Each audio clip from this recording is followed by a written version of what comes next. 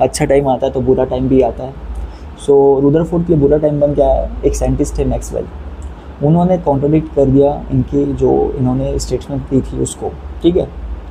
अब उन्होंने बोला कि उन्होंने बोला रुदरफोर्ड ने कि इलेक्ट्रॉन रिवॉल्व करता है अराउंड द न्यूक्लियस, पर ड्रॉबैक क्या था इनका। मैक्सवेल साइंटिस्ट है, उन्होंने क्या बोला कि अगर इलेक्ट्रॉन रिवॉल्व कर रहा है अराउंड द न्यूक्लियस और इलेक्ट्रॉन जो है वो पॉजिटिव, इलेक्ट्रॉन जो है वो नेगेटिवली चार्ज पार्टिकल है और वो रिवॉल्व करता है, सो कोई भी चार्ज पार्टिकल इधर पॉजिटिव और नेगेटिव अगर वो रिवॉल्व करता है किसी के अराउंड, है ना, रिवॉल्व करता है, तो वो एक एस्केलरेटेड चार्ज पार्टिकल है।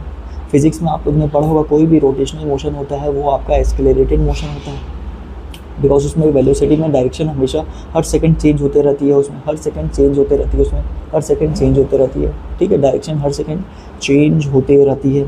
सो कोई भी accelerated charge particle energy liberate करता है, ये प्रॉपर्टी होती है उसकी। कोई भी चार्ज पार्टिकल जो एक्सेलरेटेड मोशन में वो एनर्जी लिबरेट करता है। तो अगर एनर्जी लिबरेट हो रही है, एक इलेक्ट्रॉन घूम रहा है यहाँ पे, उसने एनर्जी लिबरेट करी, तो उसकी एनर्जी कम हो जाएगी इलेक्ट्रॉन की। सो पॉजिटिव चार्ज और नेगेटिव चार्ज इलेक्ट्रॉन का उस वजह से घूम रहा था, एनर्जी कम होगी तो पॉजिटिव चार्ज अपनी तरफ खींचेगा उस इलेक्ट्रॉन को, तो उस न्यूक्लियस के पास आएगा। फिर ऐसे घूमते घूमते घूमते एनर्जी लिबरेट करते करते इलेक्ट्रॉन, प्रोटॉन जो है वो उसको अपनी तरफ खींचते रहेगा इलेक्ट्रॉन। हाँ भाई, तू कम एनर्जेटिक है, चलो मेरे पास आते जा, है ना। इनके बीच की फोर्सेस बहुत ज़्यादा हो जाएगी। तो एक टाइम ऐसा आएगा जब प्रोटॉन इलेक्ट्रॉन से कोलाइड कर, इलेक्ट्रॉन जो है प्रोटॉन से जाके सेंटर में कोलाइड कर जाना चाहिए, ऐसा बोला मैक्सवेल ने, ठीक है। पर रुदरफोर्ड का क्या था कि इलेक्ट्रॉन रिवॉल्व करते रहता है अराउंड द न्यूक्लियस, ठीक है।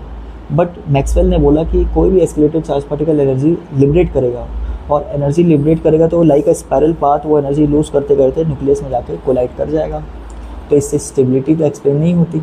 सो मेजर जो ड्रॉबैक था किसका, रुदरफोर्ड का, वो था उसने भी स्टेबिलिटी एक्सप्लेन नहीं कर पाई थॉमसन की। रुदरफोर्ड ने थॉमसन का काम बिगाड़ा, तो मैक्सवेल आए, रुदरफोर्ड का काम बिगाड़ दिया, है ना। कर्मा, वो कहते हैं ना, कर्मा इज़ अ डैश, ठीक है, वही वाली चीज़ हो गई।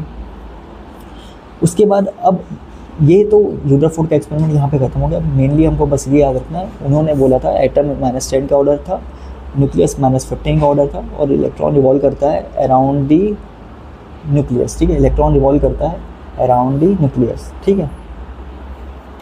और इसके बाद मैक्सवेल ने उनको कॉन्ट्राडिक्ट किया, ये बात हमको याद रखें। थॉमसन को किसने कॉन्ट्राडिक्ट किया था? रुदरफोर्ड ने किया था। अगर आपने वो लेक्चर नहीं देखा तो आप जाके देख सकते हो, ठीक है।